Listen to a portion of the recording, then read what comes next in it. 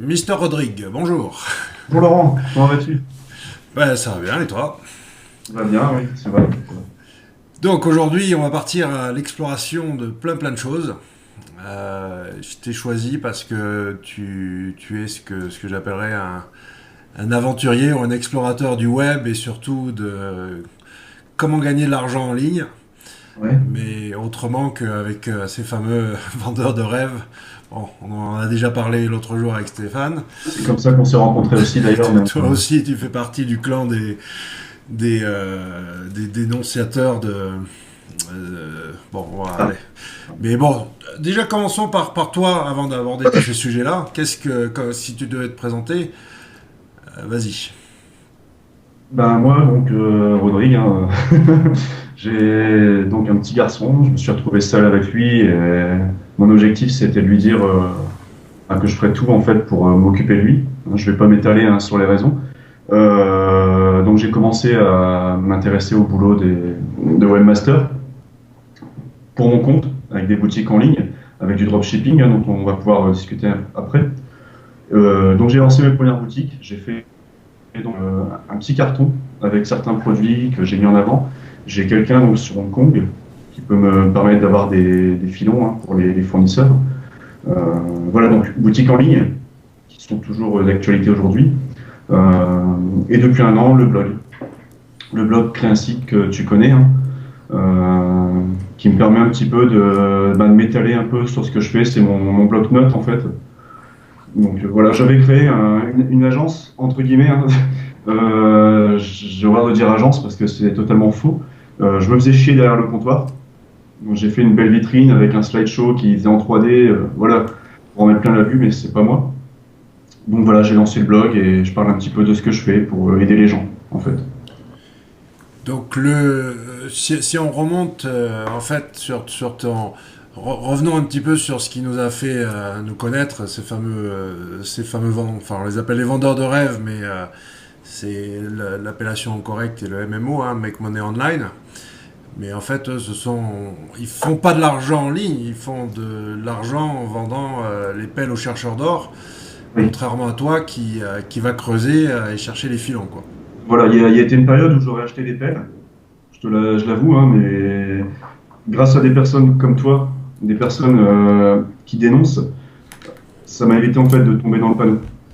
Je me suis dit quand j'ai créé mon blog, mon premier objectif n'étant pas référenceur, serait d'essayer de me positionner sur blog qui rapporte. C'était mon premier mot-clé, c'était mon objectif, pour doubler un petit peu ce petit con, hein, excuse-moi l'expression. En fait, j'ai réussi à le titiller en fait. Je suis arrivé deuxième, j'étais fier de moi, j'étais tout content. Suite à ça, j'ai voulu me lancer dans d'autres mots-clés. Donc, c'est comme ça que j'ai connu le référencement pur et dur pour mon blog. Et je me suis dit, ben, je vais baraque, ne pouvant pas lui mettre une balle dans la tête. Je fais référence à mon gravatar. Ne pouvant pas lui mettre une balle dans la tête, en fait, je me suis dit, je vais le doubler.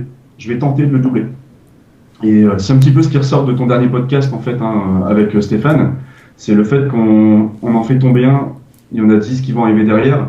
Ben, plutôt que de les faire tous tomber, on va essayer, nous, de grimper en fait, pour essayer de surplomber et, comme je dis dans un de mes articles, essayer de faire bifurquer les pigeons de cette tache noire, en fait. Donc si tu devais expliquer un petit peu ta méthode aujourd'hui justement pour bloguer, quel conseil tu donnerais pour être efficace quand on veut se lancer, quoi, hein, comment on s'y prend? Ben, ce qu'il faut, c'est essayer de faire du coude à coude avec des mecs comme toi. C'est en fait, pour en revenir un petit peu à mon parcours, on a eu un bref passage télé à TF1 avec mon frangin qui tient toujours la boutique actuellement.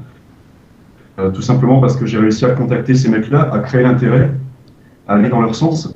Et en fait, grâce à ça, j'ai acquis une notoriété dans la boutique en ligne. Et en fait, c'est ce que je peux faire ressortir sur mon blog.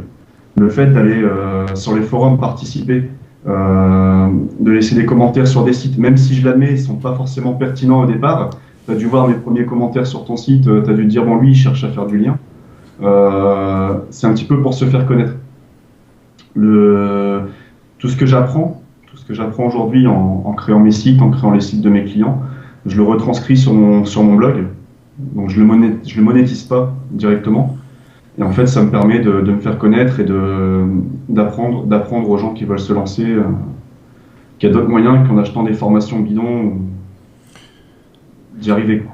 Bah, ça rejoint justement un conseil que je donnais il y a, c'était hier ou avant-hier à un client et qui me demandait, bon, donc, donne-moi les bons plans, quel est le secret pour faire du netlinking. C'est clair, c'est le réseau, hein, les contacts. Soit tu tapes dans le dur et c'est super compliqué, soit tu as des potes et alors là, c'est magique. Voilà. En fait, oui, carrément. L'histoire de, je ne vais pas citer encore une fois son nom, mais l'histoire des vendeurs de rêves, ça a été une sorte d'opportunité. Ça a respecté exactement mon objectif, en fait, et le vôtre aussi. Le tien, je pense à Mariode aussi. Le fait d'avoir fait mon article, vous êtes venu commenter puisqu'on a pu échanger là-dessus. Mariode m'a cité dans un de ses articles en premier lien, hein. Rien que ça, voilà, c'est ce que j'appelle pour moi une réussite, puisqu'en fait, on arrive à mélanger tout ça et à se faire connaître, en fait. Et c'est sans doute pour ça aussi que je conseille de profiter des événements comme par exemple SEO Campus qui arrive ou Tech N SEO, etc. Les barcamps, tout ce que vous pouvez, dès que vous pouvez aller boire des coups avec les autres, je vous Tout à fait. promets, ouais, c'est ça, quand on se réunit autour, quand on prend une cuite ensemble, les backlinks ils sont beaucoup plus forts. C'est clair, c'est clair. Mais récemment, justement, il y avait le WordCamp à Paris. J'ai dû offrir ma place parce que bon, le petit est tombé malade. Je m'en voulais énormément de ne pas être présent, en fait, pour rencontrer les gens tous les jours. Voilà, c'est des gens avec qui tu es sur Skype. J'ai récemment créé une petite communauté, ça fait 2 3 jours, une petite communauté autour de mon site. J'ai hâte de faire des petits hangouts à Google pour justement apprendre à connaître les gens avec qui je partage tous les jours. Et je me rends compte que les gens ne viennent pas forcément faire des commentaires, ils ont vraiment besoin d'informations. Mais en fait, donc en clair, pour résumer, les moyens pour monter un blog, est-ce que tu conseilles de te lancer direct sur WordPress tout seul, même si tu connais rien, ouvrir une base de données SQL, ou alors investir un petit peu dans une agence comme même avec peu de moyens, hein, on peut se créer un blog à moins de 1000 € aujourd'hui. Déjà, donc il y a ce volet technique. Est-ce que ça vaut le coup quand même de forcer sur la technique ou alors il vaut mieux déporter ça, investir un petit peu et puis se concentrer sur le marketing, le contenu et toute la promo? Ça va dépendre de tes moyens. Si moi j'ai commencé, bon, j'ai eu des très gros problèmes financiers, hein, je me suis retrouvé en Banque de France, j'ai eu pas mal de problèmes. Concrètement, j'étais incapable de financer une agence pour créer quoi que ce soit en fait. Donc, on trouve des très très bons tutos sur Internet. C'est ce que je fais actuellement. Enfin, c'est pas des bons tutos, excuse-moi. C'est pas forcément des bons tutos, mais je dis en fait ce que je fais pour apprendre aux personnes qui ont juste un petit peu de retard par rapport à moi, comme moi j'ai eu du retard par rapport à d'autres personnes qui ont créé leur blog. Et en fait, ça permettra aux gens de créer une base de données, de créer leur site, mais aussi de comprendre. Et en fait, quand tu comprends ça, tu es capable après de gérer tout ce qui est sauvegarde ou autre, chose qu'un hacker ne te promet jamais, quoi, en final. Ouais, c'est d'ailleurs, on a partagé là quelques posts de forum sur Skype, là, c'était hier et aujourd'hui, je crois, où c'était assez tragicomique les questions qu'ils posent.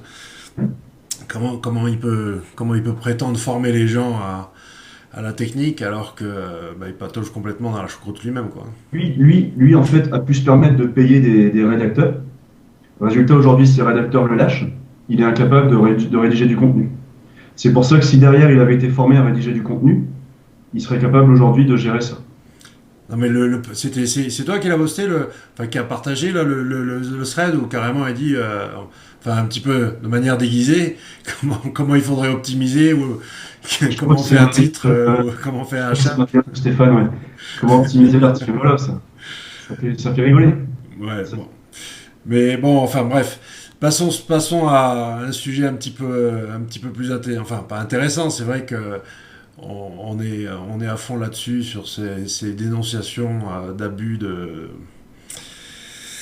disons, de formation bidon, mais concrètement, avec tout ce que tu as tenté, parce que de ce que je sais, je dois en savoir même un quart de tout ce que tu as essayé, déjà démarrant par qu'est-ce qui n'a pas marché. Là où vraiment t'es passé, t'as dit, oh, tu t'es. C'est- On va encore durer 1 heure. Non, concrètement, en fait, ce qui n'a pas marché, c'est les choses auxquelles je ne croyais pas, en fait. J'ai donc c'est un domaine assez spécial.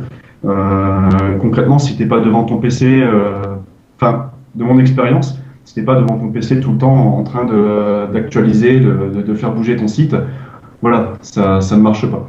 Je n'y croyais pas. Aujourd'hui, ce que je fais, je le blogue. Donc forcément, c'est quelque chose qui me fait plaisir, qui me donne envie. J'aime aider les gens. Voilà, tu vois un peu la comparaison. Ouais. Il y a plein de domaines comme ça où, oui, j'ai lancé quelques niches. Ça m'a rapporté un peu d'argent, mais je le travaillais pas assez en fait. Je le travaillais pas du tout assez. Donc voilà, je préfère me concentrer aujourd'hui. En fait, j'ai pas mal de clients, donc j'ai plus trop le temps de gérer les sites annexes. Mais concrètement, ouais, il y a eu pas mal de boulettes. Par contre, ce qui a fonctionné, c'est la boutique en ligne. Elle tourne toujours aujourd'hui. On en a une qu'on a revendue avec le frangin. Donc j'ai le blog aujourd'hui qui fonctionne. Je peux dire qu'il fonctionne un peu d'argent. Euh, voilà, je me concentre là-dessus et j'ai d'autres trucs en parallèle en affiliation et en dropshipping. Donc ouais, déjà commençons avec le plus connu, AdSense. Oui. Moi, je l'ai déjà dit, hein, AdSense, ça fait depuis 2009 2009, ouais, que vraiment j'en fais plus. Hein.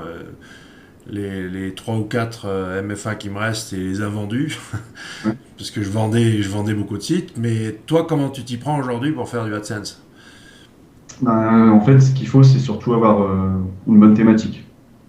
Je pense que si tu n'as pas la thématique et les visiteurs, hein, puisque comme tout le monde, j'ai mis de l'AdSense alors que j'avais que 50 visiteurs par jour à mes débuts, hein, c'était il y a 1 an sur le blog, ça te rapporte rien, ça te paye ta connexion Internet, quoi. Ouais. Aujourd'hui, l'AdSense, je le mettrais vraiment si le site fonctionne, je pense à plus de 1500 visiteurs par jour, on peut commencer vraiment à gagner un petit peu d'argent avec ça. Donc AdSense, la clé, c'est vraiment le volume, quoi. Je pense, oui. Après, ça là-dessus, j'ai pas tellement d'expérience. C'est les 2, 3 sites que j'ai lancés n'ont pas été très fructueux en fait. Donc ensuite, en affiliation, là, c'est sûr, il y a la thématique, mais il faut trouver les bons fournisseurs, quoi. Ouais. Et comment tu fais ça? Tu passes par des régies ou tu essayes de trouver des affiliations plus en direct ou... Mais j'ai certains fournisseurs sur mes boutiques qui proposent de l'affiliation. Donc, ce que j'ai fait, c'est que j'ai repris les bases de données en modelant un petit peu les contenus et je me suis en fait affilié, puisqu'en fait, ça me permet d'avoir différentes sources et d'avoir aussi donc soit la vente ou l'affiliation, les revenus d'affiliation. Ensuite, sur mon blog, créer un site. Donc, la thématique, elle est connue, hein. Donc là-dessus, ben, voilà, il suffit de trouver, donc, par exemple, WordPress, tu trouves sur ThemeForest des, des plugins. Il suffit juste que tu en fasses les reviews. Ça te permet ensuite de vendre ou non le produit. Mais t'as tapé vraiment dans des niches incroyables, quoi. Sans dévoiler tes bons plans, t'es vraiment allé chercher des trucs où je me dis, comment t'évalues ça? Parce que quand c'est vraiment dans des niches super restreintes, il faut quand même trouver le fournisseur, monter le site, etc., tout le truc. Est-ce que t'y vas un petit peu au feeling, ou alors t'as quand même, enfin, tu sais où tu vas au niveau, tu penses que ça va cartonner parce qu'il n'y a pas de concurrence, parce qu'il y a de la demande ou des choses comme ça. En fait, j'y vais un peu à l'arrache. Tu testes et puis on voit après, quoi. En fait, je considère qu'on gagne du terrain une fois qu'on essaie de conquérir ces terrains. Donc, par contre, on peut aussi se casser la gueule ou se faire casser la gueule. Donc, le truc, c'est d'essayer. Comme les exemples, hein, il y a certaines niches qui n'ont pas fonctionné. C'est pas grave. Plutôt que de se rabaisser, ce qu'il faut, c'est essayer de remonter, de se dire pourquoi ça n'a pas fonctionné. Après, soit on zappe, soit on essaie d'améliorer. Et étant nul en référencement, ce que je vise, c'est plus la masse, en fait. Ouais. Donc, je vais importer des bases produits énormes et essayer de faire un petit peu de link baiting ou vraiment d'essayer de faire par moi-même quelques inscriptions. Mais là-dessus, c'est vraiment au feeling, quoi. Quand un produit me plaît, je vais parler. Quoi qu'il arrive, même s'il y a de la concurrence, je vais en parler. D'accord. Et de multiplier comme ça enfin, les tentatives. Parce que moi, vraiment, c'est l'inverse. Aujourd'hui, je focalise que sur une aventure commerciale en dehors de mon métier de consulting. Donc, c'est vraiment, je suis passé, ce que je faisais avant l'affiliation, etc., j'ai complètement arrêté. C'est vraiment, je focalise sur un truc. Donc, je suis assez curieux de voir aujourd'hui euh, comment on peut encore, justement, taper dans tous les coins. Et si c'est toujours valable, c'est ça qui m'intéresse. Et apparemment, d'après ton expérience, tu me dis que bon, y a pas, tu ressens pas de difficulté plus que ça, quoi. Non, en fait, ce qu'il faut retenir, c'est que il faut surtout bloguer ou faire ce qu'on aime, simplement. Enfin, après, pour gagner de l'argent, forcément, il y a des niches qui sont plus porteuses que d'autres. Mais si on est incapable de le faire, en fait, on n'y arrivera pas. On n'y arrivera pas. Et ça, bon, moi, je n'ai pas l'expérience pour ça. Donc, je fais ce que j'aime. Je fais ce que j'aime, que ça me rapporte ou non. Là, ça fait 1 an que je ne gagne pas forcément d'argent avec le blog en lui-même, le blog Créinsite. Il me rapportait pas grand-chose. En revanche, j'ai la valeur ajoutée que j'ai pu mettre sur ce site, à savoir la création de sites web. Ça, par contre, ça m'a apporté beaucoup. Et de faire comment tu mixes en fait, parce que moi j'ai aussi donc cette double casquette, hein, je veux dire, d'un côté consultant et de l'autre aussi faire du référencement pour mon propre business. Mais moi c'est beaucoup plus segmenté que toi. J'ai même un côté complètement black hat. Enfin, je veux dire, c'est impossible je mets au défi quiconque de suivre ma trace et de savoir tout ce que je fais. J'ai essayé. Ouais, c'est impossible. C'est impossible. J'ai vraiment cloisonné. Il y a plusieurs sociétés dans plusieurs pays, etc., etc.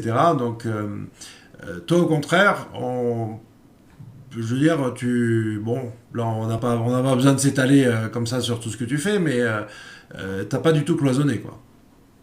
J'ai cloisonné. Si, t'as cloisonné aussi.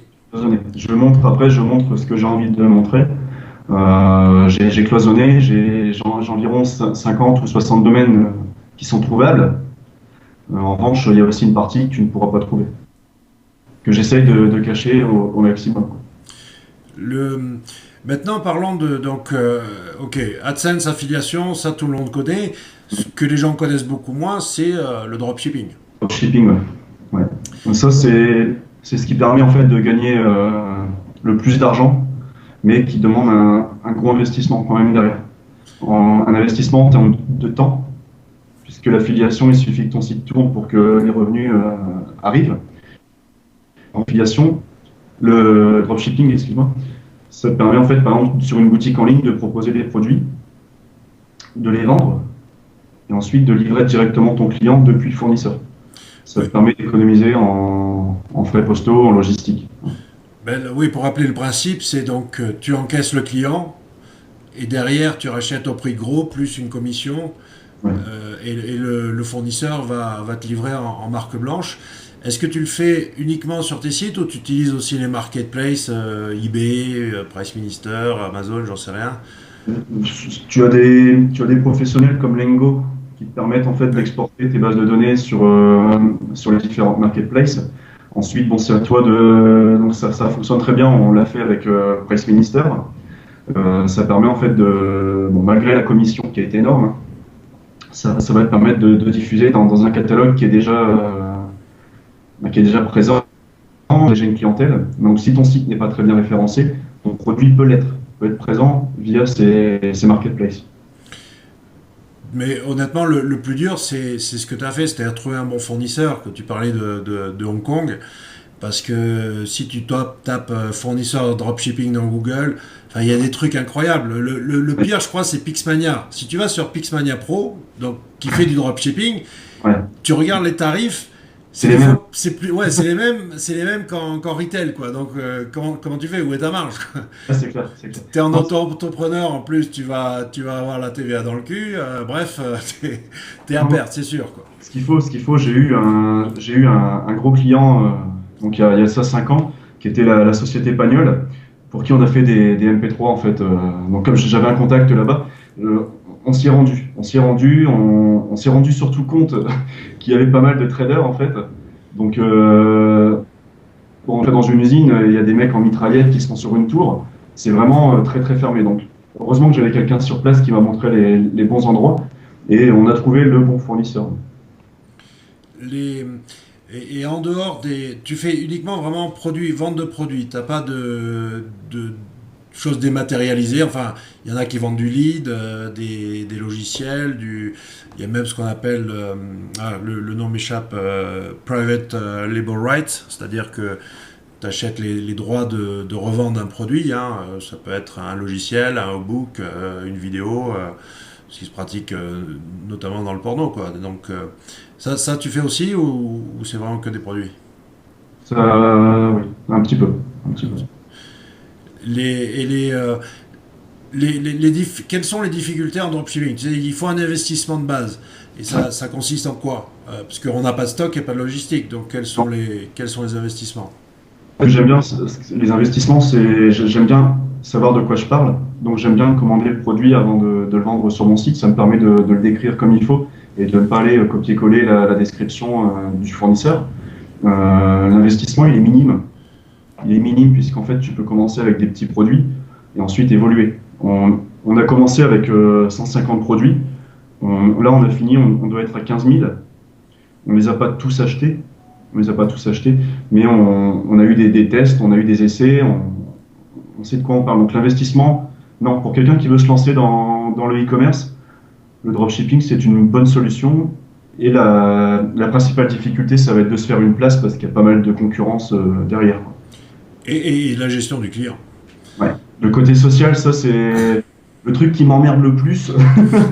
C'est un truc qui devient lourd à force parce que bon, tu essaies d'automatiser les tâches, mais quand tu arrives et que tu n'as pas le personnel, là par contre tu commences à flancher. Ouais, donc ça peut. C'est surtout quand tu as des variables que tu maîtrises pas. Je sais pas, il y a du côté du fournisseur, ils ont oublié les vis d'un truc à monter. C'est pas de ta faute, tu peux pas. Et puis bon, bah ta hotline explose parce que voilà quoi. Et il y a des. Je connais ça aussi. Il y a des périodes où c'est assez chaud et tu peux rien faire quoi. T'es complètement impuissant. C'est impuissant et là c'est là que tu te dis Hong Kong. C'est là que les problèmes commencent en fait. Et donc on a bifurqué un petit peu avec l'Allemagne pour la qualité de certains produits. Mais c'est vrai qu'une fois j'ai un client qui a reçu un mini vélo. Hein. Le mec faisait 100 kilos. Il a Ouais. pété le truc et bon voilà, on a eu des très gros soucis avec ce gars. Bon après on a eu les douanes, on a eu plein de trucs. Suite au passage sur TF1, j'ai mis la vidéo hein, sur mon site, tu auras l'occasion de la voir. Et je l'ai vu déjà. TF1. Voilà. T'as pu remarquer, c'est qu'ils nous ont fait aucune pub, ces enfoirés. Non, On- non, il y a pas le nom du site. Pourtant, on avait mis des autocollants partout, on a fait des banderoles. Voilà. On n'a eu aucune pub. Par contre, le lendemain, on a eu le service de contre-espionnage. Ben ouais, parce que faut préciser, c'est des trucs d'espions, quoi. C'était des stylos caméra, des cravates caméra. Donc ça, c'est assez rigolo parce qu'au final, on n'a pas eu forcément une bonne pub. On n'a pas eu de pub du tout. Mais derrière, service de contre-espionnage. Donc, avec Hong Kong, s'il faut faire attention quand on fait du dropshipping, c'est au niveau des normes, en fait. On vend des kits de crochetage, on vend des cravates caméra. Ça peut avoir des conséquences. Faire attention d'avoir aussi les certificats. Et c'est là que le fournisseur entre en jeu, en fait. Ouais, ouais. Ben ouais, parce que c'est vrai que c'est très compliqué de. Ce qui m'étonne, par contre, c'est des fois, quand tu commandes un truc en Allemagne, ça va mettre plus longtemps que si tu le commandes de Hong Kong. Par Ouais. contre, je trouve qu'ils sont vachement efficaces au niveau de l'expédition depuis Hong Kong, quoi. Enfin, ça dépend peut-être des fournisseurs, mais ceux que je connais, ça dépote vraiment, quoi. Ils se sont améliorés. On a eu après, on a eu aussi des soucis hein, avec le transport. C'est que, bon, malgré la puissance que peut avoir un produit, on a eu des choses qui ont fonctionné du tonnerre. Tu as dû connaître les bracelets Power Balance qui ont été portés Oui, par des milliers de stars. Donc, ouais, le marketing là-dessus est énorme. J'ai eu l'usine qui fabriquait ces bracelets. Donc, je vais peut-être démentir quelque chose, mais c'était pas une pierre dans le fond du jardin du mec en Californie hein, qui donnait ce pouvoir. C'était juste un bracelet en silicone à 10 centimes pièce. Donc le truc était vendu 34 euros. Nous, tu tapais sur Google achat Power Balance, on était numéro un devant le site officiel français. Donc bon, on a eu un forcément on utilisait leur marque. On a surtout très très bien marché. Je le dis ouvertement, j'en ai rien à foutre. On a très très bien marché. Moi je cautionne pas, justement je défendais ça. C'est que les mecs vendent ça 34 euros, ils te vendent du rêve encore une fois. Ouais. Enfin, pour un produit, tu vois. Le truc coûte 10 centimes à l'achat, te vendent ça une fortune. Donc moi là-dessus je vendais le bracelet 10 euros avec la livraison. Non, mais de toute façon, les prix, quand on connaît un peu les tarifs en Chine, etc., c'est hallucinant, quoi. C'est hallucinant. Les circuits, si tu arrives à couper tous ces circuits de distribution, effectivement, tes marges sont extraordinaires. C'est ça le secret, hein. Mais encore une fois, il y en a qui se gavent sur ce domaine du dropshipping. Ben, eux, ils margent, et puis ensuite, ils proposent donc être fournisseur grossiste en dropshipping, mais si tu arrives à couper court, à couper le cordon et remonter au-dessus, là ça devient très très intéressant, quoi. Pour revenir un petit peu à mon histoire, quand j'ai commencé, tout se rejoint, hein, tu verras. J'ai retrouvé un boulot, en fait, c'était en 2006. J'étais sur l'île, je travaillais avec un commissaire-priseur vente aux enchères. Je reviens sur Calais, j'ai trouvé un boulot donc, dans la vente d'alarmes au porte-à-porte. C'était de l'arnaque, en fait, on vendait des détecteurs de fumée à 300 euros pièce. Voilà, suite au passé en France. Ce que j'ai fait, c'est que je me suis cassé. J'ai créé ma propre boîte. Ça s'appelait Alarme Sécurité Service. Et je vendais la même chose, en fait. Sauf que c'était un zéro de moins. On vendait ça à 30 euros avec l'installation. On regroupait les commandes. Enfin, tu vois, on avait vraiment préparé un truc super. Et j'ai trouvé le fournisseur. Je suis devenu grossiste. D'accord. Aujourd'hui, je revends à des mecs qui font du porte-à-porte. Parce que la loi, elle passe cette année. Ça fait 6 ans que je suis sur le coup. Donc aujourd'hui, en fait, j'ai un vendeur comme moi qui vont des marchés pour le passage de la loi Morange bientôt. Extraordinaire. Ah, mais c'est ça qui m'épate. Tu fais de ces trucs. C'est des opportunités ouais, de l'époque. Hein, c'était voilà, le mec, bon, il s'est retrouvé en tôle, hein, mon ancien patron. Et le mec, il avait quand même les couilles il avait quand même le projet, quoi. Ouais. Le projet, donc voilà, il suffit que tu sortes après un super book hein, pour vendre à tes clients. Un bébé qui crame, enfin sérieusement c'était ça. Une photo d'un bébé cramé. Tu disais aux gens, vous préférez emmener vos enfants à Disney au lieu d'acheter un détecteur de fumée pour les protéger. Enfin tu sais, tout un discours derrière, ça se vendait. Moi je me rappelle un pote dans la piscine, hein, où quand les barrières de sécurité sont devenues obligatoires, c'est devenu énorme, quoi. Et pareil pour plein de... Il y a des business que tu peux créer en suivant uniquement le côté juridique de la chose, et si tu arrives à te caler sur ce genre de secteur, ouais, c'est assez malin. Après, il faut faire une sacrée veille, quoi. Et puis, même sur les tendances, etc., c'est pareil, tu parlais des bracelets à 10 centimes, mais quand tu vois ce que les jeunes affectionnent dans les cours de récré, c'est pareil, hein, c'est des trucs à quelques centimes qui sont vendus plusieurs dizaines d'euros, quoi. Il y a eu la période, il y a 2 ans, j'en parlais avec Xabox, je sais pas si tu connais. Qui ça? Xabox. Si je connais Xavbox. Voilà. Si tu savais.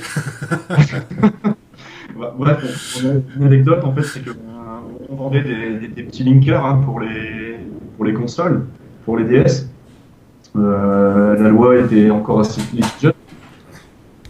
Pareil, on a fait un carton. Je sais pas. Je crois que j'ai encore des stocks qui m'a refilé. J'en ai des boîtes. D'accord. C'est un business énorme. Je me souviens, j'ai pu m'acheter ma première moto grâce à ça en quelques mois. J'étais flambeur. J'étais flambeur. J'ai pu m'acheter ma première moto grâce à ça. Et j'ai pu aussi intégrer mon frère à mon activité, qui était un petit peu dans la galère à ce moment-là. Il est créateur de site web, c'est lui qui avait fait ma boutique en parallèle. C'est Gaëtan, hein, il aura l'occasion peut-être de commenter le podcast. En fait, c'est lui qui a créé le site. Et je l'ai intégré avec moi dans la société, et aujourd'hui, c'est lui qui continue de tenir la boutique. C'est grâce à cette opportunité, grâce à des petits produits comme ça, qu'on a réussi à se placer très très bien sur les moteurs. Bah, en tout cas, moi, enfin, disons que ça me remotive, honnêtement, parce que je te dis clairement, ce que tu me racontes aujourd'hui, ce que tu es en train de faire, moi, je l'ai vécu début des années 2000, hein, où c'était, enfin, vraiment, en faisant le quart de moitié n'importe quoi, euh, c'était pas normal les revenus qu'on arrivait à générer. Et puis après, ben, les filons, ben, il faut changer, c'est ça, hein, Ouais, faut poursuivre. il faut toujours être opportuniste. Et puis, puis au bout d'un moment, ça m'emmerdait, donc j'ai focalisé sur un truc en particulier. Mais je trouve que c'est pas mal d'entendre des gens comme toi qui ben, ont encore la niaque de profiter de l'Eldorado du web, hein, parce que tout est Même encore si le faisable, contexte quoi. est différent qu'à l'époque, c'est un peu plus dur aujourd'hui de se faire une place, vu la concurrence, c'est logique. Mais à l'époque, quand tu parlais des AdSense, il y a aussi les AdWords, hein, qui ont bien fonctionné dans ces années-là. Aujourd'hui, c'est devenu impossible. Ben, oui et non. Enfin, si tu peux, euh, pour tout à l'heure, moi, la grosse partie de l'investissement est en AdWords, hein, pour mon e-commerce. Si ça n'arrive pas à tenir la route avec du AdWords, le RefNat, je compte pas là-dessus pour légitimer un business. Mais après, c'est sûr que là aussi, ça demande des moyens. Faut bien savoir acheter. Faut calculer son ROI. Bon, tu te bases au moins sur un truc de 3. Si tu prends une agence, elle peut te bouffer ta marge, etc., etc. Donc c'est compliqué. Mais les AdWords, si, moi, je trouve que ça marche encore, hein. Mais c'est sûr que c'est beaucoup plus cher qu'avant et beaucoup plus difficile. Je pratique pas les AdWords, je m'y suis jamais intéressé, pour une raison financière, comme je le disais tout à l'heure. C'est que j'avais pas l'investissement en fait, derrière. Mais d'accord, donc tu me rassures, en me disant ça. Ouais. Il y a encore possibilité de générer avec, les AdWords. Ah bah, complètement, bien sûr. Après, c'est devenu un peu fou sur certaines thématiques et certains mots-clés. Les mecs, ils sont devenus tarés, quoi. C'est sûr. Il y a une surenchère qui est hallucinante, mais après, si tu arrives quand même à bien calculer ton coût, non, c'est bien sûr que ça marche. Et puis regarde, tu prends des comparateurs dont le business va être d'acheter du AdWords pour vendre ensuite du clic. Ouais, Donc ils ouais, travaillent sur des micro-marges. Tout l'art est de savoir bien acheter et ils fonctionnent très très bien. Ils rentrent en bourse et compagnie, donc ça va quoi. C'est quand même jouable. Mais c'est sûr que d'un autre côté, j'en connais qui vont grappiller du trafic gratos. Ils vont avoir une poignée de très très gros mots-clés depuis des années, donc ça leur a donné confiance. Ils vont dépenser par contre des centaines de milliers d'euros en stock. Et puis quand leurs mots-clés dégagent, quand ils se prennent une pénalité ou autre, eh ben là, tu te ça me retrouves rappelle. comme un con, quoi, hein, parce que t'as pas. Si tu regardes n'importe quel business, normalement, le marketing devrait être la part majoritaire de l'investissement. Ouais. Pas le stock ou autre. Toutes les grandes sociétés, c'est comme ça que ça marche, hein, c'est que, Oui, c'est que du c'est marketing, ça. quoi. Et on a trop tendance à vouloir, sur le web, profiter du côté gratos du truc. Alors ça peut être, effectivement, bon, quand t'as pas trop de moyens, c'est exceptionnel. Enfin, c'est un rêve quand on voit ce qu'on peut réussir un gars tout seul derrière un PC comme ça qui arrive à vraiment gagner du fric, c'est du jamais vu, quoi, hein. On pouvait pas faire ça ailleurs. C'est clair, c'est clair. Mais de l'autre côté, il faut pas tomber dans le piège. La crise de croissance, hein, ça existe aussi, de vouloir grossir. Eh ben, il faut savoir répartir, avoir les yeux vraiment clairs sur ce côté gratuit du web qui finalement te fait pas enfin, peut te coûter très cher, hein. J'en parlais avec quand on faisait le podcast là avec le renard. Pas avec monsieur Rodrigue Fenard, mais avec le renard du désert. On parlait simplement des proxys, quoi. Tu vois, combien j'en connais qui utilisent des proxys gratuits, alors que c'est complètement débile. Si tu veux, le coût, enfin, l'économie de puissance que tu as en investissement quelques dizaines d'euros dans des proxys payants, sans comparaison. Ouais, ouais, j'ai eu l'occasion d'en parler avec mon frère, ouais, là-dessus. Je suis pas calé, moi, du tout, avec ça. Il m'expliquait un petit peu, ouais, qu'au niveau des proxys, c'était un peu la mort, de se concentrer vraiment sur les gratuits. Ouais, non, non, c'est. Et plutôt, là, c'est vraiment un exemple parmi tant d'autres. Mais d'ailleurs, est-ce que toi, le côté un peu underground du SEO, t'as plongé dedans ou c'est pas encore. Non? Le Je Black commence, Hat? ouais, je commence. je commence un peu à survoler un petit peu, mais en fait, tant que je maîtriserai pas le white, je m'intéresserai pas au black en fait. Et là, je suis en train tout doucement, c'est ce que j'ai annoncé il y a pas longtemps, d'essayer de commencer à linker un peu mon site, à essayer de le faire connaître. Et je commence le référencement. Là, je le commence, mais je vais faire ça naturellement pour l'instant, tout en essayant d'avoir un œil quand même sur le côté obscur. Bon, après, quand je dis côté obscur, le message que veux faire passer, c'est plutôt l'automatisme. Voilà, oui, oui. C'est-à-dire que voilà, il y a des choses qu'il faut automatiser parce que c'est trop con de le faire à la main. Comme dit notre ami Didier, si un idiot peut le faire, un script doit le faire. Oui, bien sûr. Mais C'est sûr, bien sûr. On a l'automatisation dans tous les domaines, il faut la privilégier. Je reviens un peu sur la boutique en ligne, le côté social. On a eu l'occasion d'en parler la dernière fois, nous tous les deux, par téléphone. Le côté social, c'est une chose qu'on ne peut pas changer. En revanche, la gestion des commandes, tout ça, on peut automatiser. On a Imacro qui fait du bon boulot. Il y a énormément de logiciels. Et en référencement, je suis tenté d'automatiser les choses, mais je sais aussi que ça peut avoir des conséquences énormes et néfastes. le, pour reparler de ce côté social, il y a aussi quelque chose dont on a discuté, c'est que et ça, je vais introduire mon ami Yves Weber dans la discussion, enfin, qui s'est lancé dans ce fameux call marketing, Oui. où c'est vieux comme le monde le téléphone, mais Hum. c'est complètement sous-exploité. La puissance de feu au niveau commercial de la vente par téléphone, couplée au web, enfin, quand tu peux récupérer des ventes, tu peux faire plein de choses. Et puis surtout, on a aucun analytics, on n'a rien du tout.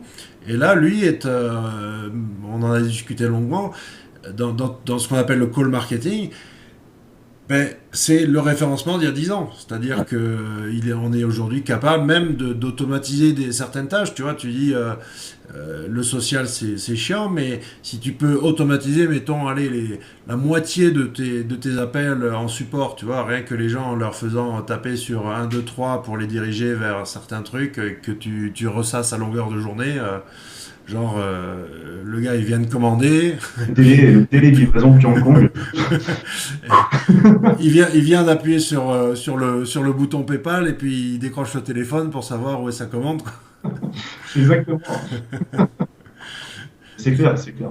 Après, ça, c'est des choses qu'on automatise dans la gestion de la commande. Encore une fois, quand tu changes ton statut commande, tu peux générer un email qui va annoncer une date estimatoire de livraison, en fait. Tout ça, c'est des choses, enfin, pour le côté livraison. Après, tu as, d'autres côtés comme le retour, toutes ces choses-là.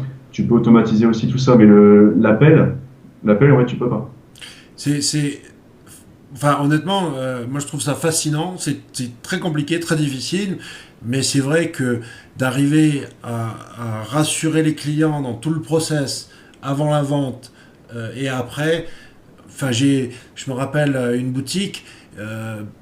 Amazon le fait pas mal, mais il y avait une boutique, c'était encore pire, quoi. Ils te disaient, voilà, on est en train d'emballer votre colis, on est en train de coller le timbre, et puis tu recevais comme ça des emails. Non, ouais. Ah non, mais Ils c'est te bien. disaient, bon, ben voilà, on est en route vers la poste, maintenant, ça y est, c'est parti. En fait, c'est tout un processus. C'est, par exemple, avant la commande, tu peux avoir sur ton site des commentaires, des avis, des étoiles, pour dire à ton client ce produit est fiable. Et ensuite, il y a tout le traitement de la commande où je suis d'accord qu'il faut vraiment être derrière le client pour le rassurer parce qu'en fait, on voit trop de choses sur Internet maintenant. Tu tombes vite dans des arnaques ou des commandes que tu ne reçois pas. Surtout depuis Hong Kong, il y a un délai de 14 jours qui, des fois, peut aller jusqu'à 30 jours. Faut rattraper le client. Ouais. Donc ça, c'est un boulot de social qui me gonfle. C'est vraiment ce côté-là. Ouais. Donc, Quand tu es en frontal, est-ce que, enfin, avec toute cette concurrence monstrueuse, genre Amazon et compagnie, quoi, est-ce que toi, tu trouves que c'est valable de pouvoir quand même essayer de grappiller sur des produits qui sont vendus par ce que j'appelle les 15 connards du e-commerce, là, qu'on a depuis 10 ans autour, ouais, qui te font des prix. ou est-ce que, enfin, toi, t'as trouvé ton truc, c'est les niches, mais est-ce que tu fais aussi quand même du mainstream, je sais pas, des coques pour iPhone ou des trucs comme ça, Bien sûr, ouais aussi. bien sûr, bien sûr. D'ailleurs, j'ai ma voisine de bureau qui fait des coques personnalisées. Et en fait, c'est ce qui permet de te différencier, c'est de proposer quelque chose en plus à ton client. Ouais, donc tu parlais de ta voisine qui fait des coquilles phones personnalisées et tu dis qu'il faut, même sur un produit mainstream, si tu arrives à trouver un angle différent des autres, tu peux quand même faire ton trou, quoi. Ouais, voilà. En fait, je pense qu'il faut réussir à se démarquer donc de ces marketplaces hein, qui proposent des services qui sont toujours les mêmes. Toi, si derrière tu peux personnaliser la chose, ça te permettra de valider la vente et d'apporter vraiment une valeur ajoutée à ton produit, en fait. Parce que c'est ça aussi qui est difficile à comprendre. C'est-à-dire quand tu dis ouais j'achète les produits, je veux les connaître, je veux en parler, je veux savoir de quoi je parle, ça fait vraiment toute la différence. C'est ça aussi qui est super important, c'est de bien comprendre que ben, finalement d'y mettre ce que j'appelle toujours mettre un peu ses tripes et son cœur sur la table. C'est Mhm. ça qui va faire toute la différence entre le site, ok, qui est bien foutu, mais c'est simplement une espèce de machine neutre, et ceux qui arrivent à faire passer des valeurs ou une personnalité et qui vont arriver grâce à cette couche subliminale vraiment de rassurer le client quoi, hein, et se démarquer. En fait, je pense que c'est la base de tout, et que ce soit dans le blogging ou dans la vente en ligne, le fait de savoir de quoi tu parles. Le blogging, j'apprends WordPress depuis un an, je parle WordPress sur mon blog avec mes mots. Je vais pas aller chercher un tuto et le remodeler. Ça m'est arrivé une fois ou deux peut-être de le faire, mais la plupart du temps, j'essaie de me faire mon propre avis, même s'il est négatif, pour pouvoir vraiment être le plus sincère possible. Sur les produits, sur une boutique en ligne, il vaut mieux pas, mais il faut parler du produit vraiment à sa juste valeur, en fait, tel que toi tu la ressens. Ouais, mais de toute façon, c'est. Après, ça va dans le positif comme dans le négatif. C'est vrai que je suis souvent connu ou même très critiqué pour mes coups de gueule, mais je vois pas pourquoi on n'a pas le droit de dire des gros mots, enfin d'écrire des gros mots sur. Ou même là, quand on discute, ça fait partie de la vraie vie, quoi. Je veux dire, pourquoi on devrait être aussi lisse et propre et pas s'exprimer comme on le ressent, quoi, hein. Tout à fait. Ma première cliente m'a dit une chose, c'est donc une agence de com avec qui je travaille depuis encore donc depuis maintenant un an. Elle m'a dit une chose, elle m'a dit mon client final est tombé sur votre site, ça ne lui a pas plu. Moi, ça m'a plu. Ouais. Et c'est ce qui me plaît en fait à moi parce qu'en fait, je m'adresse à des gens qui sont ouverts. Je m'adresse pas à des pingouins en costard. J'ai vraiment envie d'être le plus sincère possible dans ce que je fais. Ça plaît à cette agence de com justement, et tant mieux parce qu'elle a des bons clients. Et elle après elle fait son boulot elle s'adapte à son client. Moi je m'adapterai à personne. Je fais mon blog, point, c'est tout. En fait faut rester sincère. Je pense qu'il faut vraiment rester sincère et quand tu te conditionnes, c'est là où tu deviens faux en fait. Surtout sur le web qui est quelque chose de tellement immatériel et ben, virtuel par nature que c'est très difficile de faire passer un sentiment. Ouais. Et si, par contre, quand tu y arrives, ben oui, c'est aussi une prise de risque parce que, comme tu dis, ça peut plaire ou pas plaire, mais si tu veux, ça n'est pas possible de plaire à tout le monde. Ou alors tu vas rester en deçà de tes possibilités et là c'est pareil, quoi. Tu vas pas développer tout le potentiel et ça marche pas non plus. Non, non, c'est clair. En fait, le truc, c'est que quand j'ai envie de dire merde à un client, je vais lui dire merde. C'est mon tort. Encore aujourd'hui, cette fameuse femme, hein, je lui ai dit, parce que elle le sait, maintenant on se connaît. Le truc, c'est que quand je dis quelque chose, quand je conseille quelque chose qu'on n'écoute pas, je dis ok, pas de problème, y a aucun souci. Je m'en tiens à ça. Mais si j'ai vraiment quelque chose en tête, je vais lui dire. Et c'est ce qui fait ma différence. Je vais pas m'adapter au client, je vais vraiment être sincère. Mais si tu devais, donc comment tu arrives à faire passer, revenons sur ces produits, ok, tu achètes le produit que tu veux vendre. Qu'est-ce que qu'est-ce que tu regardes, comment tu fais sortir justement cette personnalité au travers de ton expérience avec le produit, quoi. Quel est ton truc pour essayer d'en parler un petit peu différemment des autres? Il suffit juste de trouver les bons mots et de ne pas justement. Ça évitera que tu te formalises. Tu parles tout court. Tu parles comme tu es, tu mets ton style à toi, qui plaise ou qui plaise pas, en fait. C'est-à-dire, voilà, tu t'adresses directement comme si tu avais quelqu'un en face de toi, Voilà. plutôt que refaire une description très neutre que tu peux trouver sur n'importe quel site e-commerce, quoi. Voilà. C'est, Quand je te parlais que j'avais mon site vitrine, donc j'ai fait un site vitrine il y a un an pour mon site, donc créer un site. Quand je te parlais de se faire chier derrière le comptoir, c'est qu'en fait je me formalisais à créer des pages statiques sans aucun mouvement et c'était vraiment voilà, c'était les œils à faire comme les autres. J'aime pas faire ça. Donc j'ai fait mon blog en proposant ma valeur ajoutée. Quand je fais mon review sur un produit, je rajoute ma petite valeur ajoutée, ma façon de parler, qui se retrouve en fait. Tu mets juste ton âme, tu mets juste ton âme dans ce que tu racontes. Et je pense qu'après c'est ce qui va faire que les gens vont te préférer. Toi, Amazon où tu mets juste un assin et le mec il te sort, enfin le soft te fait la description quoi. Ça moi je n'aime pas. et de, est-ce que tu essayes d'engager quand même au niveau social les avis d'utilisateurs, tout le tralala, tu t'es rentré dedans ou pas encore? Les Si. avis utilisateurs, en fait, sur la boutique que mon frère a repris, on intègre les commentaires sous format Facebook pour dire de faire le partage en même temps. On incite énormément. Bon, la faiblesse, c'est la newsletter. Je pense que c'est quelque chose qui est très important. Bon, ça, il le sait, hein. Après, je pense que voilà, l'interaction avec le client, c'est essentiel, en fait. Les, me dis pas que tu vas récolter des bases d'emails là, en remplir des formulaires et en promettant des conseils pour devenir milliardaire sur le web. Non, non, non, question. Non, je plaisante. Cela dit, c'est vrai que l'emailing est aussi un très très bon vecteur, surtout sur les clients existants. Ouais. Ça c'est pareil, acheter des bases d'email et taper dans le dur, bof, mais travailler ces bases existantes, ouais, Si, c'est super, ça c'est génial. et ça c'est encore une fois sous-exploité, quoi, hein. Ouais. Euh, Après, bon, on n'est pas, ni toi ni moi ne sommes des grosses startups et avec des gros moyens, mais on arrive quand même à se démerder en e-commerce. Euh, Si on devait finir vraiment sur cette note, c'est ben, lancez-vous, quoi, hein, c'est ça, faut oser. Faut Ouais. pas avoir peur de d'être opportuniste. La chance, ça se travaille. Et si t'attends, t'attends que tout soit parfait, ben il y a rien qui se passe, quoi, hein. Ouais, c'est clair, c'est complètement ça. En fait, je pense que ce qu'il faut, c'est surtout quand tu as une idée en tête, c'est tout.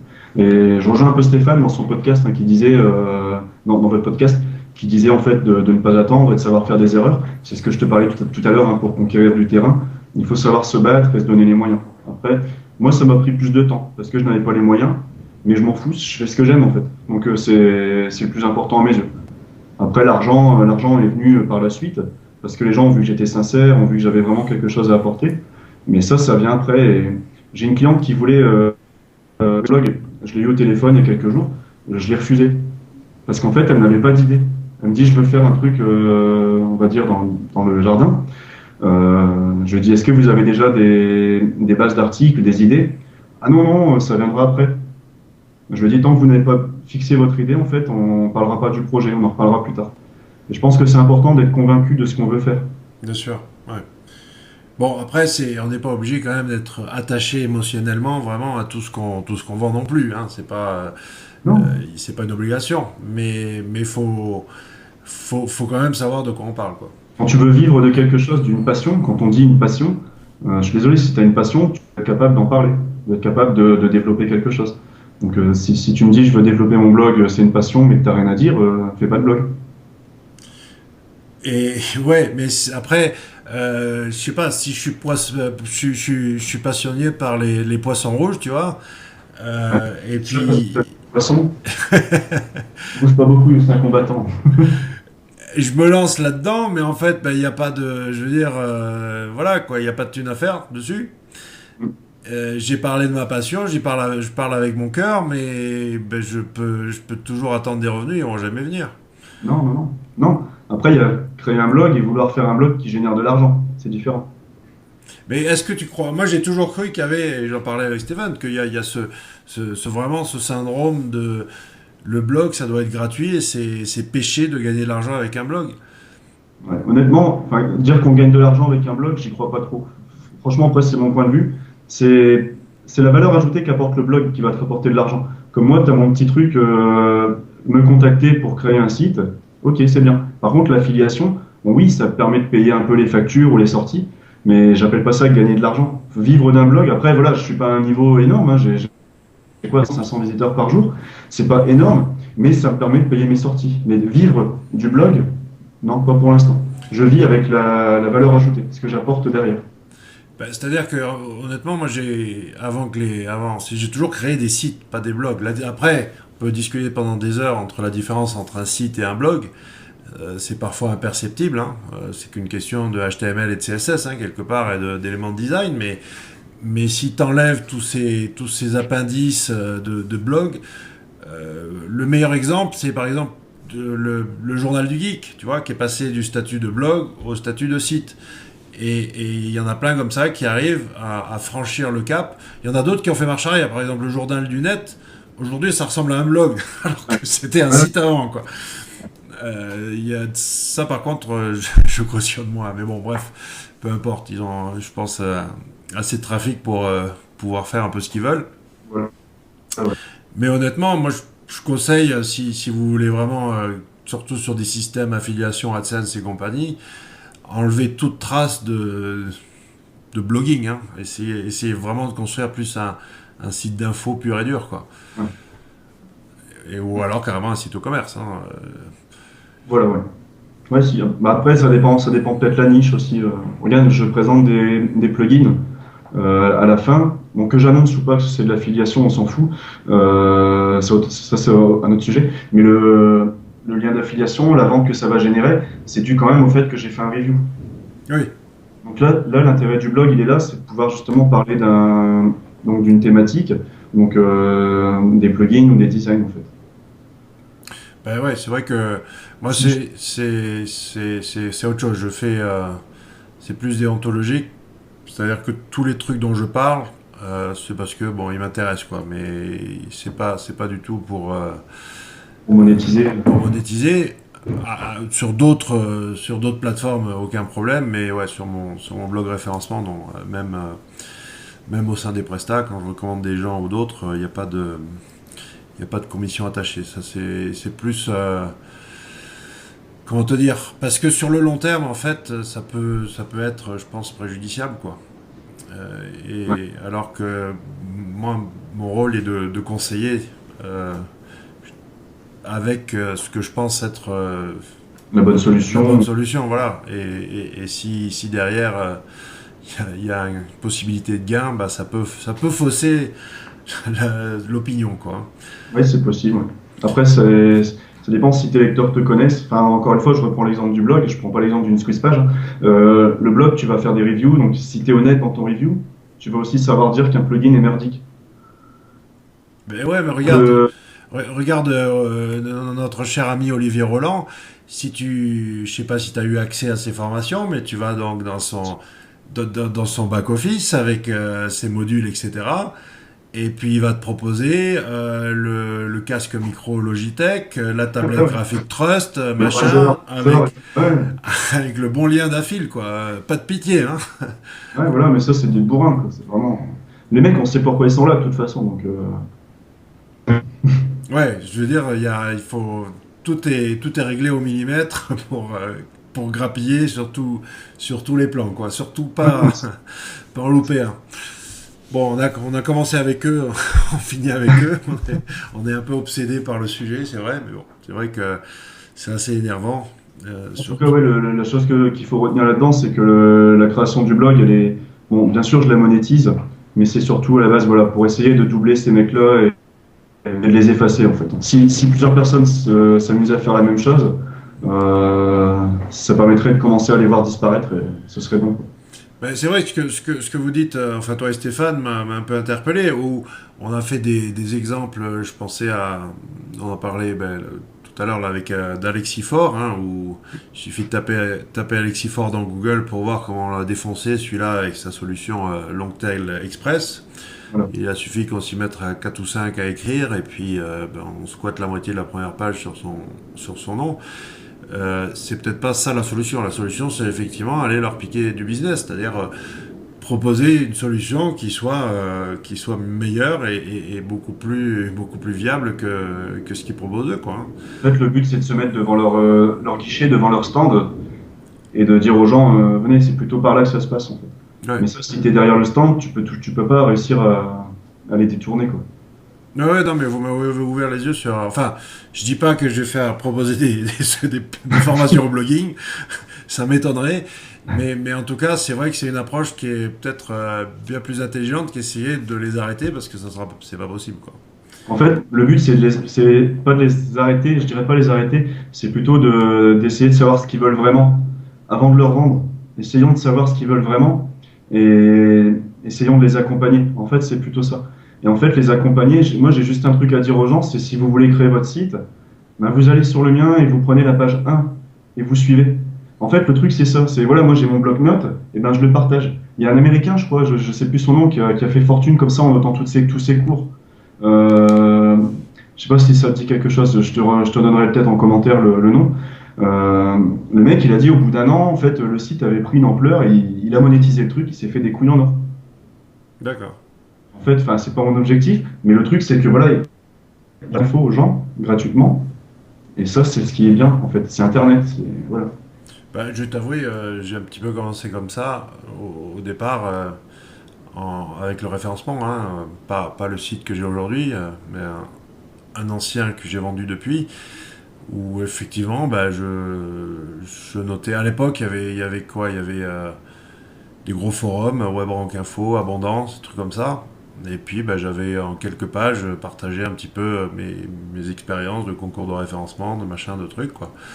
Et les gens avaient effectivement apprécié que en quelques pages, tu pouvais comprendre des trucs qui étaient éparpillés sur 250 000 posts de forum. C'est clair, c'est clair. Parce que, et c'est peut-être aussi ça que recherchent les gens, parce que c'est vrai que, ok, d'accord, on dit qu'ils vendent du vent, mais ils ont fait un travail de compilation quelque part quand même. Donc c'est pas uniquement que du vent, c'est vrai qu'ils ont peut-être pas créé quelque chose ou quoi que ce soit. Après, il faut le reproche que j'ai avec eux, c'est ça, c'est qu'ils parlent de quelque chose qu'ils ne maîtrisent pas, c'est pas vrai, quoi. Ils ne font que recracher des trucs qu'ils ont lus ou mais enfin Enfin, on a eu la preuve hein, quand il y a eu le hack, c'est que sécuriser un site, comme on parlait tout à l'heure, c'est ça, ils savaient pas faire. Ils savaient pas faire. C'est la chose de base qu'on apprend aux clients normalement quand ils ont leur blog, d'avoir des sauvegardes, de pouvoir restaurer si besoin leur site internet. non, et puis même les lancements orchestrés de Sébastien, le marketeur français là. Avec son jet, Non, mais ça va quoi. La méthode, elle est pas, il n'y a pas besoin de s'étendre dessus pendant 3000 ans et puis surtout de la resservir tous les ans. Il fait à chaque fois un nouveau lancement orchestré sur le lancement orchestré. Je sais pas quand il va se trouver en panne un jour ou quoi là, son jet.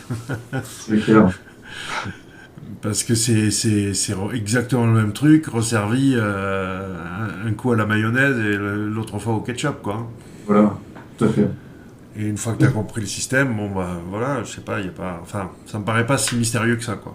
Mm. Ils le rendent mystérieux, mais bon, bref. Oui, le rendre mystérieux, c'est ce qui permet aux gens, en fait, du coup, ils peuvent se permettre de tenir les gens par les couilles en disant, bah voilà, je t'ai vendu ça, si tu veux voir la suite, j'en ai parlé encore avec Madrinello jusqu'à 5 heures du matin, si tu veux voir la suite, tu vas voir ma prochaine formation. Et tu reçois un email avec les formations, ainsi de suite, tu vas payer, à chaque fois, tu vas banquer, quoi. Ouais.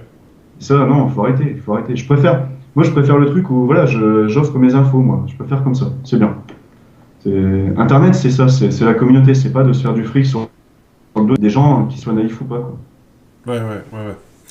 Ah bon, je peux être que d'accord avec toi. Bon, écoute, je vois on a fait 1 heure là. J'avais promis 20 minutes à Julien. On a fait 1 heure, donc je vais même pas pouvoir l'uploader sur Dailymotion, puisqu'il me, il me bloque. Tu peux pas uploader des vidéos de plus d'1 heure sur Dailymotion, mais bon, bref, c'est pas pour le peu de visiteurs qui vont sur ces plateformes que ça va gêner.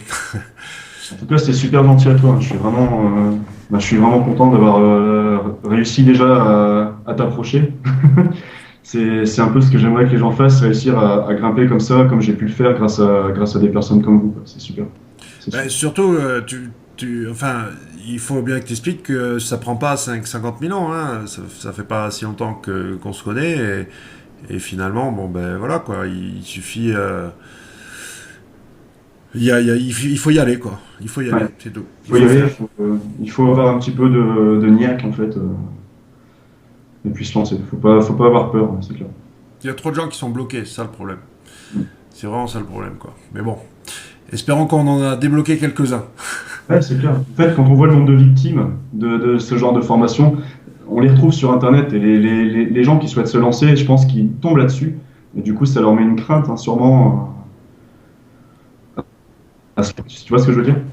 Ben, en plus, si tu vois tous ces trucs de développement personnel, etc., ou bon, ayant vécu beaucoup longtemps aux États-Unis, on rencontre souvent ce genre enfin, les bouquins, ils sont partout, machin. C'est ce qu'on appelle le self-help. Hein, tu t'auto-formes à tout, quoi. À cuisiner, à bricoler, Tu deviens et, Superman, hein, et puis voilà, et d'essayer de se transformer à les leçons des milliardaires, etc., etc.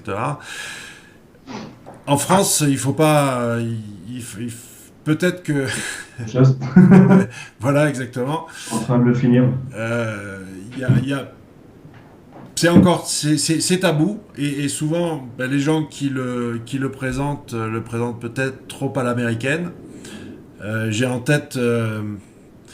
Maxi Booster, là, justement, le gars qui a un peu dévoilé tout ce truc du hack amateur, là, d'où est sorti. Enfin, pas qu'il a dévoilé, mais c'est un petit peu parti de lui. Ouais. Tu vois qui je veux dire? Le mec qui a repris l'affaire. Non, ah, zut. Ah, il fait des vidéos, il est avec une petite musique douce derrière, et puis il t'explique comment justement devenir Superman, quoi. Non. Non, tu À part vois la pas. formation blogueur gagneur. Non, non, c'est son site. Donc, il y en a un, c'est Web Me I'm Famous, et l'autre, je crois, c'est Read Me I'm Famous, ou un truc comme ça. Bon, bref, peu Ouais, importe. ouais, ça je connais, ouais. Mais le truc, c'est de. C'est. Il faut quand même. Si tu crois pas en toi, je veux dire, qui va croire en toi, quoi? Ah, mais voilà, Si tu c'est ça. crois pas en tes capacités, si tu comptes pas sur la famille, les amis ou le reste, hein, je veux dire, c'est quand même ça la base. Moi, je suis éduqué à l'américaine, donc c'est naturel. Mais quand je vois tous les. Tu parlais de la Banque de France, quoi. Quand t'as pas le droit à l'échec, en France, tu te plantes une fois, Hein, tu peux faire une croix, t'as plus, c'est clair. on te met au rebut. Alors qu'aux États-Unis, t'es pas crédible si tu t'es pas cassé la gueule, quoi. Ouais, c'est ça, en fait. Ouais, c'est ça. La théorie du phénix. Moi, en fait, le truc, l'histoire de la Banque de France, il y a un an, j'aurais jamais osé en parler. J'aurais jamais osé en parler. Tu te dis, bah, en fait, je dois rester dans un moule, faire voir que tout va bien, tout va bien. Ouais, ok, c'est bien. Bon, ça m'est arrivé il y a un bout de temps, hein, mais le truc, c'est que aujourd'hui, je suis capable d'en parler parce que je sais qui je suis, je sais où je vais. Et en fait, ça, c'est important. Je pense que si tu sais pas où tu vas, comme tu dis, personne ne te suivra, quoi, du coup. Bah, moi, c'est pas pour des problèmes de Banque de France, mais c'est plutôt marre de la pression fiscale, de tout ce truc-là. Il faut, enfin, Ça, de se barrer de France, c'est aussi un gros truc, quoi. Hein. C'est pas innocent. Hein. Il faut pouvoir le faire. C'est pas facile hein, de partir, quoi. Mais après, j'en connais aussi beaucoup, ouais, qui sont barrés parce qu'ils en pouvaient plus à tout niveau. Hein. En France, c'est difficile, c'est compliqué, quoi. ouais, tu peux être en France et faire les mêmes choses, hein, c'est possible. Pas mal de solutions là-dessus pour s'expatrier fiscalement. Non, bien sûr, bien sûr, bien sûr. Mais après, tu sais, c'est compliqué quand tu commences à gagner un peu de sous, quoi. Aussi, il y a ce problème-là. C'est-à-dire que comment tu vas le dépenser? Mm. C'est t'es très vite bloqué, hein. Enfin, tu vas acheter une voiture de luxe. T'es sûr que Grillé. t'es grillé. Enfin, toutes les marques de luxe filent directement toute leur liste de clients aux impôts, hein, directement, quoi. Ouais, c'est clair. Automatiquement, quoi. Donc, bon, je parle d'une voiture, on s'en fout à la limite, mais c'est le premier, peut-être le premier signe De richesse, ouais. de richesse le plus évident, quoi. Mm. Donc, ça commence peut-être par là. Enfin bon, on va pas Oui, partir. De toute ouais, façon, on n'a pas le droit de faire de la promotion de la défiscalité, ça c'est illégal. tout à fait. Donc, défiscaliser si vous voulez, mais euh, nous, on vous dit pas comment faire. Pas en public. Non, c'est vrai que après, bon, c'est un sujet qui est passionnant aussi, hein. Habitant moi dans un paradis fiscal, je peux vous dire que les trucs, les trucs que je vois ou j'entends passer sont. T'as des mecs qui ont pignon sur rue sur Paris hein, qui proposent ça. En fait, ils sont dans une ambassade. Ils sont dans une ambassade sur Paris et ils proposent hein, ces services-là. Voilà. C'est le filon. On va en rester là. Non, mais enfin, je veux dire, ce que je sais ou ce que je vois des fois et le message que vous avez de l'autre côté. Enfin, je me souviens avoir vu votre cher président à l'époque où il était marié avec la Ségolène. Je me rappelle les avoir croisés ici en Andorre. Je suis à peu près sûr que c'était pas pour les plaisirs de la montagne qui venaient, hein. Ouais, c'est clair. Oui, bon, après ça, quand t'es intouchable, toi par contre t'es petit, t'essayes de faire quelque chose, on va vite t'assassiner quoi. Oui. Bon, si, ceci dit, il y en a des gros qui tombent aussi, hein, c'est vrai aussi. Mais bon, bref. Bon, Ouais. écoute, là, on a dépassé plus que le temps raisonnable. Je crois que tu es peut-être celui qui a battu le record. Le renard du désert était le dernier qui a été le plus long. Là, on a vraiment papoté Ouais, c'est vrai. de C'est vrai. tout, de tout. Ouais, je crois qu'on est à pas loin d'1h10, un truc comme ça. Donc, écoute, Rodrigue, ben, c'était bien sympa en tout cas. Oui, bah oui, oui. Et puis, les conseils, le contact, le réseau. Même si on Ayez des. euh, on peut se permettre. Foncez, n'ayez pas peur, tentez les trucs, parce qu'il y a encore de belles choses à réussir, quoi. Et c'est bien d'avoir des gens comme toi qui remotivent un petit peu, parce que c'est vrai que pour les vieux croutons comme moi, on pensait que c'était un petit peu mort tout ça, quoi. D'accord. Donc merci pour ça, en tout cas. Représente. Bon, bah, Allez, à bientôt, bye. à très bientôt. Au revoir, Laurent.